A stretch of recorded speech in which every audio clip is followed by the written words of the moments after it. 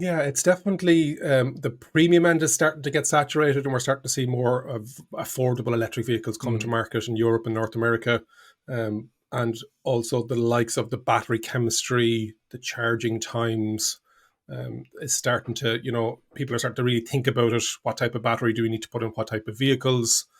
And then the likes of the artificial intelligence integration. That doesn't necessarily just have to be electric vehicles, but we saw a lot of that at CES.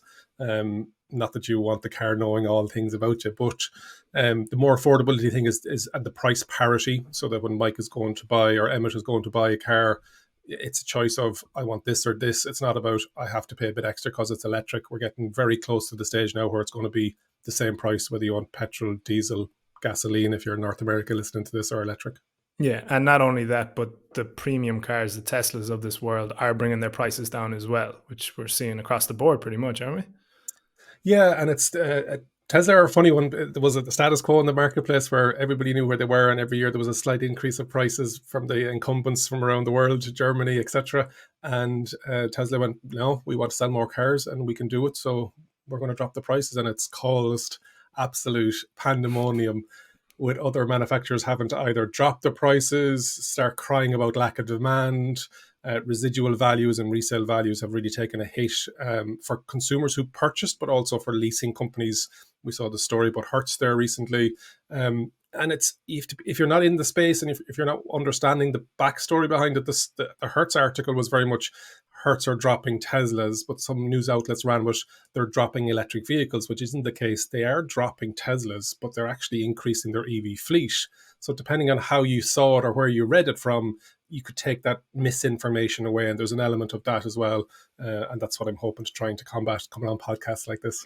Good man. Well, Tesla, you can't have this conversation without talking about Tesla. And from an investor's perspective, it's been one of those seminal investments over the course of the last 10, 15 years. There'll be a lot of very happy people who bought Tesla speculatively when Elon Musk was talking about putting people on the moon and everything else. But in 2023, the stock doubled. It had a very bad year in 2022, which might be a cause. But what else do you think drove this performance for Tesla? I think it's the globalization of their footprint with regards to factories like Giga Shanghai, Giga Berlin, and understanding that they're able to that flexibility in getting market share, huge market dominance in the North American market, and I know you have a lot of listeners there. But outside of that, they don't have their own way in certain other markets in Europe. It's not just like in America and US, it's just Tesla, and then there's a few other after it, like massive percentage points below it.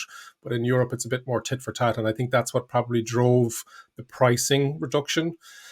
Europe, but also in China, as much as they've got Giga China built there, there's locals, and I was lucky enough to be there last July and to see what the local market is starting to develop and that expertise and knowledge, and now the infrastructure that's going into Tesla and the battery, etc. They're Chinese batteries and Korean batteries that are going to BYD, one of its biggest competitors, is supplying it with batteries. And I say that's just rubbing Elon Musk up the wrong way altogether. That he used to buy batteries from one of his biggest competitors. But yeah, it's been phenomenal, and it's because of Tesla where we are today. If they didn't do and he didn't do, and it's not just Elon as much as he's the figurehead, it is very much there's a huge team there and a lot of passionate people that if they didn't do what they do, the incumbents and the Volkswagens of the world and the Nissans and etc. wouldn't have done or wouldn't have come along as quickly as they did, because they were laughing about them at the beginning, and now they're the ones not laughing. Absolutely. And I compare it a lot now to Netflix in the sense that Netflix were the original streamer.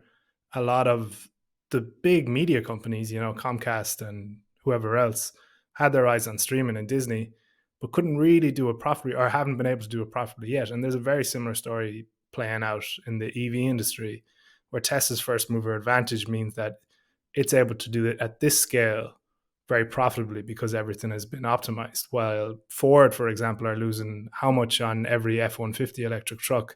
So it's weird to say that the first mover advantage is there for what isn't a nascent industry anymore. But would you agree with that statement, or do you think that people are catching up faster than Tesla, or maybe extending their lead? They're definitely getting, it's not that they're going to be extending their lead. It's definitely, and we're in a space where people aren't buying potentially cars anymore as much as they would mobility as a service. The pandemic kind of changed that slightly because people now are working remotely and they need a vehicle to get around because they may not be living in an urban center.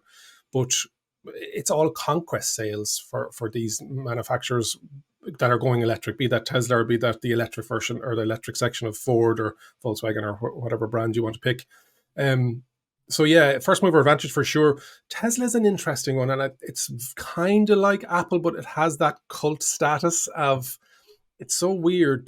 Somebody will buy a Tesla and they'll be happy and best retention and talk about it proudly to their family and friends. But when you ask them, when you look at the reliability and the build quality of the vehicle, it's getting less and less now. But back in the day, like panel gaps and quality of fit and finish, and the thing would be breaking down, and people would still be delighted to own it because early adopter, first mover themselves, they wanted to be seen to be on the leading edge of it.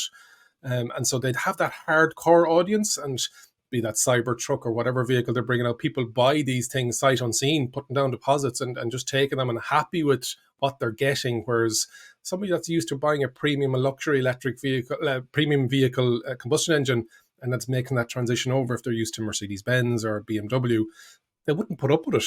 And the legacy manufacturers are starting to fill that gap in producing quality electric vehicles. Not that Teslas aren't quality, don't get me wrong, but some people like it a bit more than just a single screen, and the latest Teslas have no indicator stalks, which is interesting.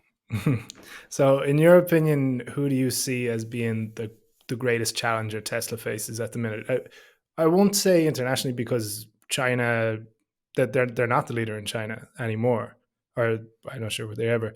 But No, in we'll say North America especially, but Europe as well. Who do you think is going to be that challenger? Do you think it'll be one of the upstart EV companies, or do you think it'll be a legacy manufacturer?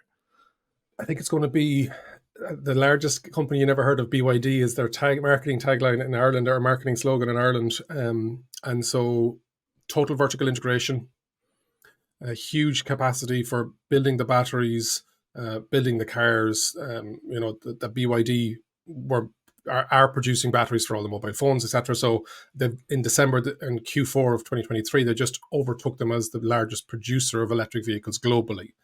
So BYD in Europe, huge threat to Tesla and the legacy automakers. North America is an interesting one with the Inflation Reduction Act, and Americans looking to hold on to their own jobs. And what's happening is just international manufacturers are just relocating factories into the North American and the US market, or Mexico or Canada. And so having a footprint in there, they can produce well, they've got good price points. Tesla is definitely going to lose market share in North America, but gain market share in other parts of the world, because there are countries that Tesla still isn't available. It's a direct-to-consumer model. We've got the Model 3 and the Model Y, and there's serious talks about the Model 2 coming into the marketplace. So as much as they're going to be losing market share, that's a finely owned, what am I trying to say here? It's a well-run operation, or getting to be a very well-run operation. And so it's sitting back, and as much as I'm in the EV bubble, Mike, you're in the investor space bubble, in the stock market bubble. So your question is who's going to overtake her? It's definitely going to be the BYDs, but there's other large conglomerates and Chinese parent companies like Geely Auto Holdings, we talked about before the call, or SAIC, which are MG. And again, you have listeners from all over the world, and they mightn't hear these names or understand these brands, but on a global level, China is huge, and the control over the battery production. So a lot of stuff is coming out of China. But then you have other zones around the world, like Europe, saying, okay, we need to look at that supply chain. We need to start producing batteries in our own neck of the backyard, because we can't keep reliant on a certain single market.